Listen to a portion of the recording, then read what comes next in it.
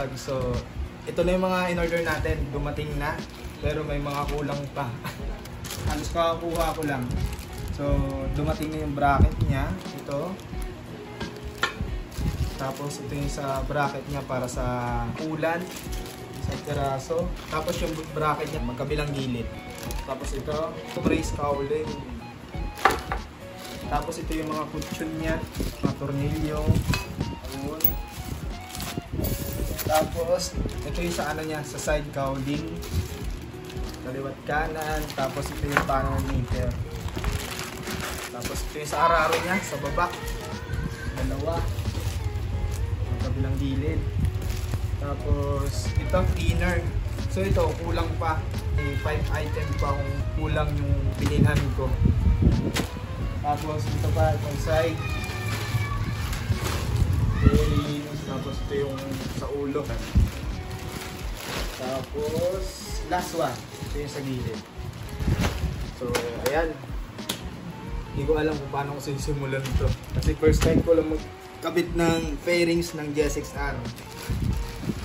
So ngayon, ang gagawin natin, unahin ko muna yung bracket niya kasi ito yung mahirap eh.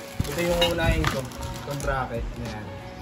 Baka dito tayo mahirapan kasi dito ako mag-challenge kung paano ko siya gagawan ng tamang sukat niya, kung saan yung tayo niya talaga. So ito yung bracket na winelding natin noong nakaraan, pinawelding natin. So dito natin siya isasalpak.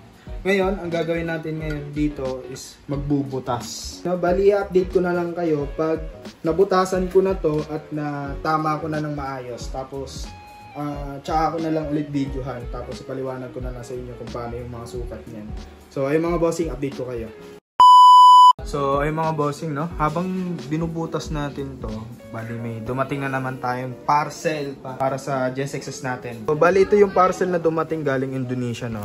Sana walang basag, no, katulad nung in-order nating isa na sa tank cover. Pero dun sa windshield is basag. Sana ito walang damage, no. Bubuksan muna natin ito mga bossing.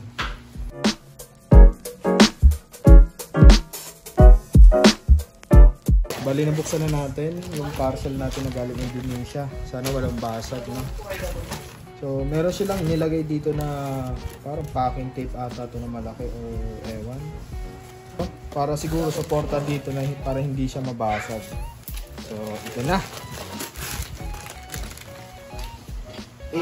Perfect. Walang basag. Perfect. Ayan. So, baka nagtataka kayo kung saan banda ito ilalagay. Pakita ko sa inyo. So, bali dito siya, banda. Pero dito sa ilalim. Papataan mo na siya dito sa ilalim. Na. Kailangan muna pala natin tanggalin itong plaka bago natin to isalpak. Kasi ito, nasa ilalim yun eh. Kaso nga, sumasabit to. Kaya hindi natin may pasok. So, ang gagawin muna natin, tanggalin muna natin itong plaka. So, ay mga bossing, no? Bali, tinanggal namin yung goma dito. Tinanggal namin yung goma dyan para masalpak namin to. Yan. Kasi pag di namin kasi tinanggal yung goma na nakalagay dyan, hindi mailalak yung upuan. Diba dito nakalak yung upuan? Hindi siya mailalak ng maigi. Kaya kailangan talaga siya tanggalin yung goma tapos tsaka natin ibalik. So ay mga bossing, no? Bali dito magbubutas tayo dyan para sa tornilyo. Yan lang naman yung kailangan yung butasan, tapos the rest wala na. Tapos yung dito sa dulo, ayan, wala ka naman kailangan galawin kasi dyan na talaga siya. Yan na yung tsura niya. Yan yung sa likod niya. Alam mo, obra oh. Grabe. Solid. So, bali, nabili ko pala siya. Halagang 1.7. Ayan. So, ganyan na ganyan yung tsura niya. So, pagpasensyaan nyo na ulit yung background dito at makalat talaga. Nandito na naman tayo sa kusina. Nabutasan namin to, naisalpak na namin yung tornilyo niyan. Itutuloy na namin itong harap. Dito, nahirapan kami magbutas kasi antigas pala ng bracket na nabili ko. Nakailang putol na kami. Ayun o, putol. Tapos yung sa loob. At saka yan, putol din. So yung nabili natin mukhang mahinang klase, no? Ayun, kailangan namin tiyagaan para mabutasan namin tong taas. Kasi yung sa baba, bali okay na yung baba eh. Pasok na yung tornilyo niya sa baba. Yan. Yung taas na lang yung hindi. Pero malapit na rin yung taas na yan. Hindi na lang. Ay mga bossing, no? Bali update ko na lang kayo pag ikakabit ko na yung bracket dito para sa headlight niya. So ay mga bossing, no? Bali nabutasan na natin kung yung fairings dito na walang butas. At ito lang yung ginamit namin. Ayan. Bali ito pinainit ko siya. Tapos inikot-ikot ko lang siya hanggang sa magbutas. Tapos ang ginawa ko, kaya ito may gas-gas. Kasi ito, inangat ko siya ng plies para pumasok yung pinakalak niya. Ayan. Hindi ko to gagalawin. Mahirap siyang ilak. Kaya ngayon, smooth na lang ulit siyang balik tong upuan niya. Ayan. Ayan na yung magiging itsura niya. Grabe, oh. Paka-solid. Solid din yung intay, no? Medyo may crack siya dito. Pero, cutics lang yun. Okay na yan. Ang importante is, buo siya. Wala siyang gas-gas bukod dito. So ay mga bossing, no, bali naputasan na natin yung bracket na pinawelding natin. Ayan, taas baba yan. Tapos itong cowling niya, nilagay na rin natin itong lagayan ng head. Bali 3 tornilyo yan, 1, 2, 3. Yan. Bali ganyan yung itsura niya.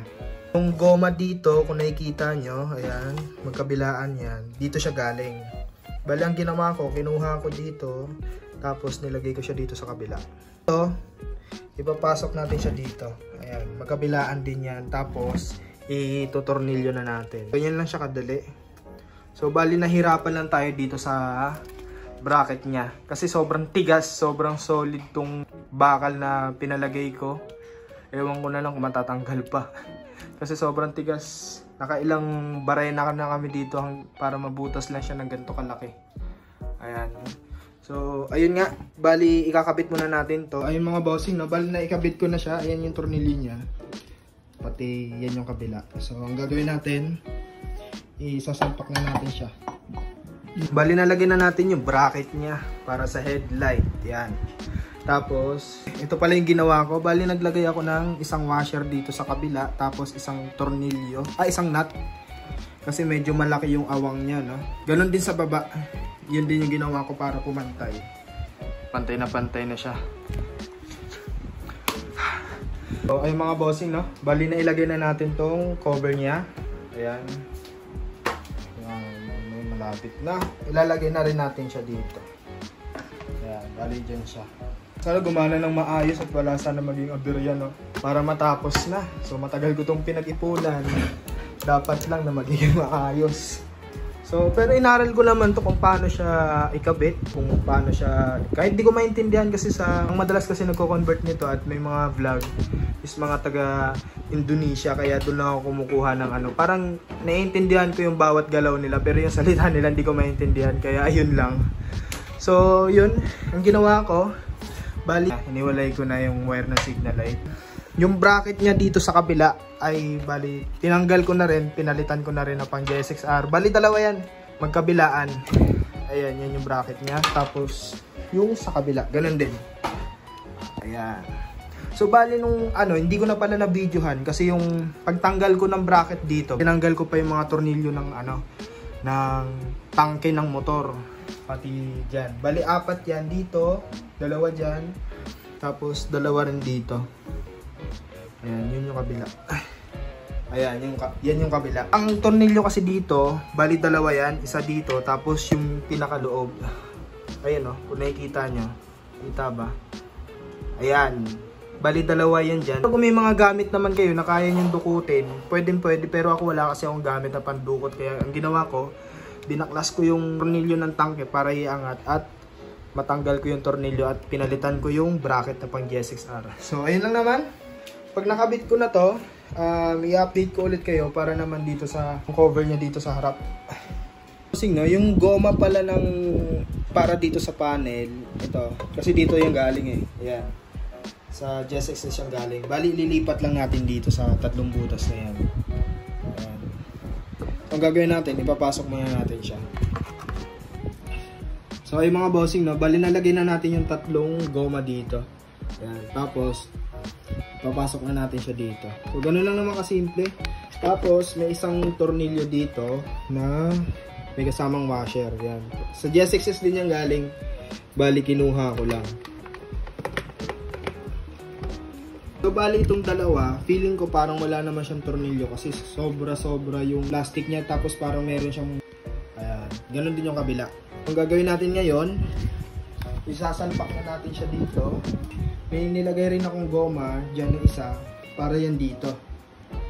Ayan. Sama na rin siya sa in-order ko, kasi hindi ko kasi alam kung ano yung size niyan eh. Ang gagawin natin ngayon, isasalpak na natin siya. So, ay mga bossing, no? Bali nakakabit na natin yung panel. I-try natin kung naandar siya. Kasi ilang araw na rin siya pagana. Siguro isang buwan kalahati rin siguro. Wala naman naging problema. Pero lumabas yung change oil niya. Kaka-change oil ko lang nito, hindi ko pa nare-reset. Siguro pag nakabit ko na lahat, nare-reset ko na siya. Malapit na talaga matapos. Next natin, ang windshield niya dito. Tsaka yung parang fairings niya dito. Yung parang sa head niya. Tapos may dalawa tayong goma. Dito siya nakalagay. Wala siyang dikit, kaya ganyan na siya. Naglagay na rin ako ng foam dito. Tapos meron siyang foam dito kaso wala pa nga. Baka ikabit ko na lang siya pag dumating na. Gusto ko na ikabit eh. Paano siya ikabit? Kailangan ito, yung apat na yan, pati yung kabila, pumasok siya dito. Ayan, yung apat na butas na yan. Para hindi gumalaw tong headlight na to. So, ganun lang naman kasimple. Yan yung magiging itsura niya. Tapos, napit ko na rin pala yung windshield niya.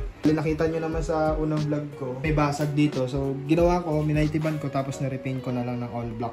Glossy black, kaya ganito yung itsura niya. Nakabit na natin yung windshield niya, at saka tong fairings niya to sa harap.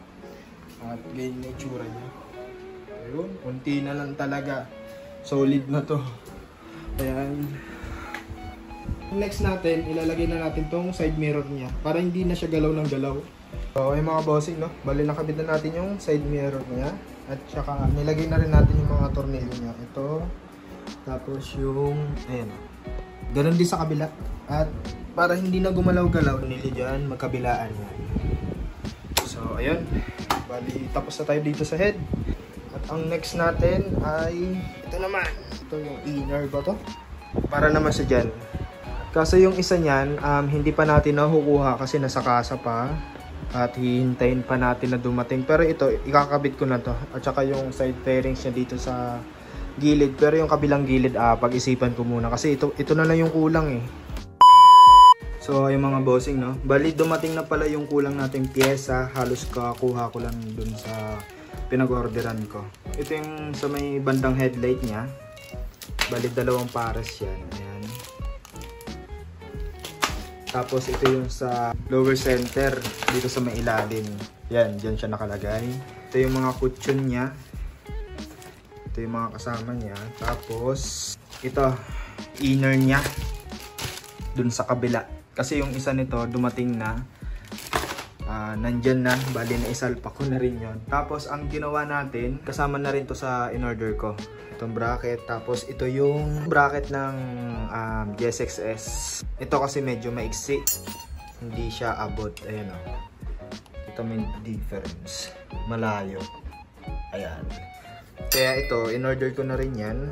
Tapos itong sa kabila naman, lagayan ng coolant, pinalitan ko na rin siya. Ito na yung pang GSX-R.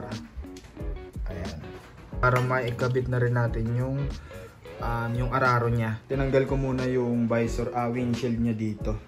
Lalagyan ko ng cushion yung, lagyan na natin yung cushion niya, yung maliit na yan. Para hindi siguro mag-vibrate na.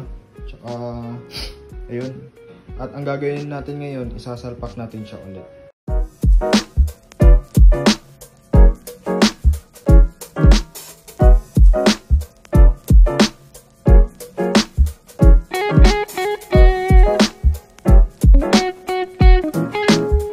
Nakabit natin ulit itong windshield niya, tapos ito yung fairings niya sa harap. At kinabit ko na rin yung dalawa niyang side mirror, pero hindi pa masyado mahigpit yan. Ang next natin is itong sa side niya naman. Napapansin nyo, medyo madumi na, no? Kasi ang ginawa ko nung nakaraan, kinabit ko na siya tapos tinest drive ko na rin kung pwede siyang itakbo. So wala naman naging problema.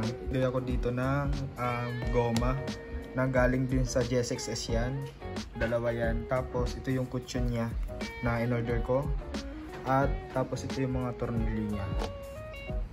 Ayan. Ito yung mga tornilyo na yun. Sa ano yung mga nahanap ko lang yan dito kasi wala akong makita na mas maliit dito. Kaya ayan lang screw. Tapos ayan. Bali ganyan na itsura niya. Kinabit ko na siya. Ito. Tapos ito yung sa araro niya. Tapos ito yung sa inner niya. Ayan. Bali naglagay na rin ako ng screw dito. Lang naman siya kadali ikabit. Naglagay na rin ako ng signal light niya. Tapos ito na yung isa na hinihintay natin galing kasa. Kakabit na natin siya ngayon. So ganun lang naman kadali ikabit. Tapos naglagay na rin ako ng signal light dyan. Itong goma na yan galing din sa GSX-S yan. Bali nilagay ko na lang dyan. Nilipat ko siya sa araro niya. Ayan. Tapos may tornilyo. Isa, dalawa, tatlo, apat. Ayan lang naman. Tapos ito, mabilis lang naman to ikabit. Yan yung mga ipin niya. Papasok mo na siya dyan. Tapos ito yung dulo. Itong may patusok na dulo. Ayan, may nakauslit. Dito yan, ito banda. Ayan, ito yung lagayan ng clip niya. So maglalagay din tayo dyan at saka doon sa kabila para ma-screw natin siya para mas matibay siya. So ikabit muna natin mga bossing. So yung mga bossing, no, bali nakabit na rin natin itong sa kabila at nilagay na rin natin yung mga tornilyo niya. Ayan. Yun na rin yung clip at saka tornilyo niya. Ang next naman natin yung dito naman. Ito yung parang ano niya sa headlight. Pagkakalagay niya, ang butas na yan, ipapasok mo siya dito. Diyan mo siya ipapasok. Tapos ito, kailangan itong lagayan din ng tornilyo, kailangan nakapasok din siya dyan. Tapos itong isa, yan, dapat kailangan pasok din siya dito. So yung mga bossing, no, balik kinabit na natin, nilagay na rin natin yung tornilyo at saka yung lock niya dyan. Ganon din yung kabila. Ayan, yung screw, tapos yung lock niya. Ikabit muna natin yung side fairings niya. Bago pala natin ikabit yung side fairings niya, ilagay muna natin tong signal light niya. So bago muna natin screw, tingnan muna natin kung tama yung pagkalagay ko ng signal light niya. So tama naman siya. Napapansin yung mga bossing, no, may sticker na siya. Kaya yung side fairings niya medyo madumi. Labas ko na yan kasi excited na ako palagyan ng sticker. Kaya nga yung sticker na siya. Ang kulang na lang natin yung emblem niya. So nasa Jakarta pa. In-order natin galing Indonesia. So lahat ng piyesa ko sa Indonesia, lahat ng galing. Maliban to sa mga fairings. Ang gagawin muna natin ngayon is higpitan natin yung mga tornilyo niya. Mabilis na naman siya ikabit pag kompleto na. Ang nahirapan lang talaga ako dito, yung dito niya, yung mismong bracket niya dito. Diyan lang naman ako mismo nahirapan. Pero the rest wala na. Sobrang bilis lang ikabit ko pag isalpak mo na yung bracket at na tama mo na siya kung saan mo dapat siya ilagay. I-screw muna natin to lahat para maganda na tignan. Kabit na rin natin yung mga tornilyo niyan.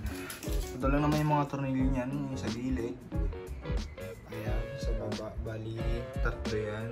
4, 5. Isa dito. Pero baka mamaya ko na siya ikabit kasi ang hirap niyang tukutin. Kasi pumapaling yung lock niya sa sa loob. Tapos meron siyang clip dito. Hindi lang siya kita. Ayan, may butas dyan. Bali, 2 yan. Ganon din sa kabila. Bali, nakabit na natin yung side fairings niya. At nakabit ko na rin yung cover niya. Yan. Nakalimutan ko pa pala lagyan ng tornilyo dito sa ilalim. Pero lalagyan ko na rin yan. Ayun, halos kumpleto na lahat. Siguro naghintay rin ako sa pyesa 2 buwan din. Sobrang tagal, no? Pero okay lang, kahit sobrang tagal, at least sulit naman siya. At nakita ko naman na yung naging itsura niya, kinalabasan niya na sobrang ganda. Ang next target naman natin, itong throttle cable. Kasi sobrang haba talaga, tumatama dito sa sa side fairings, dito sa may tank cover niya. Yun lang naman. all goods naman na lahat. Itong handlebar niya, baka palitan ko na rin yan ng original kasi hindi ako panatag dito. Kung dito safety para sa akin at pansamantala lang muna to. Medyo may kamahalan din kasi yung handlebar na ito. 3.5 siguro, mahigit tong partner na yun. So grabe, ang tagal ko tong hinintay. Ang tagal ko rin tong binuo. So ito na yun, Jessex R150. So ay mga bossing, no, balabas na natin yung unit natin. So ito na yung itsura niya pag malayo. Ayan, sobrang ganda. Yung side niya naman, ayan, ito naman yung tank cover niya. Napakaganda, solid na solid. Tapos itong red niya na kulay dyan, baka palitan ko rin ng gray at saka blue. Yun kasi yung combination ng kulay ko. Kaano na rin siya, aerodynamic. Pakaakas talaga. Ayan, yan yung likod niya. So medyo madumi lang, no. Halos lahat naman, wala naman ako naging problema. Lahat ng fairings niya plug and play, bukod nga lang dun sa harap, pinaka bracket niya. Ayan, dyan lang ako nahirapan. At sa pag-install ko pala dito, medyo sablay. At kailangan ko pa ng tornilyo. Pero nagawan ko naman ng paraan, kaya okay na siya. Kasi pag hindi mo lagyan ng tornilyo yan, yung dalawang gilid na yan, ito mismo, yan, gumagalaw siya. Pag gumagalaw ang pangit, hindi siya stable, baka magagasgasan lang at baka masira pa to. So kung gusto nyo mag-convert ng Jessex S to R, pwede. Talagang kailangan talaga budgetan nyo kasi medyo hindi siya budget meal. Ayun nga, medyo malaki yung nagastos ko dito. Pero siguro sa next kong vlog, isa-isahin ko siya kung magkano yung nagastos ko lahat. So ayun pala mga bossing, no? Bali binago ko pala yung tayo dito. Ayan. Bali dalawa na silang washer magkabilaan. Napansin ko, nakatabingi siya. Nakaganyan siya kanina. Sabi ko ba't parang hindi siya pantay kasi sa loob lang kasi ako ng bahay gumawa. Kaya hindi ko kagad napansin. Pero nung tinitigan ko siya kanina ng malayo, ayun, tabingi. Yung kanina kasi nung tinignan ko talaga, hindi talaga siya pantay. Kaya ngayon medyo pantay na siya. Di tulad nung kanina, sobrang tabingi niya talaga. Kasi nga, ang ginawa ko noon, nilagyan ko ng nut dito banda sa kaliwa, yung sa ilalim, kaya medyo malaki yung awang. Kaya kahapon, tinest drive ko siya, but parang medyo tabingi siya. Pero ngayon okay na siya. Mahirap lang talaga mag-align dito banda sa may bracket niya. So ayun mga bossing, no, hanggang dito na lang yung video natin. Pag-convert natin ng Jessex S to Jessex R. So napakasulit naman. So marami nagtatanong, no, kung magkano yung nagastos ko. Pero baka next vlog ko na lang siya i-video para may isa-isa ko sa inyo kung magkano talaga yung nagastos ko. Medyo malaki-laki rin, hindi rin biro yung ginastos ko dito. At yun lang mga bossing. So sana nagustuhan nyo tong video na to. Like, share, and subscribe to my channel. At pindutin nyo na rin yung notification bell para lagi kayong updated sa ating mga darating na video. So hanggang dito na lang. Peace out.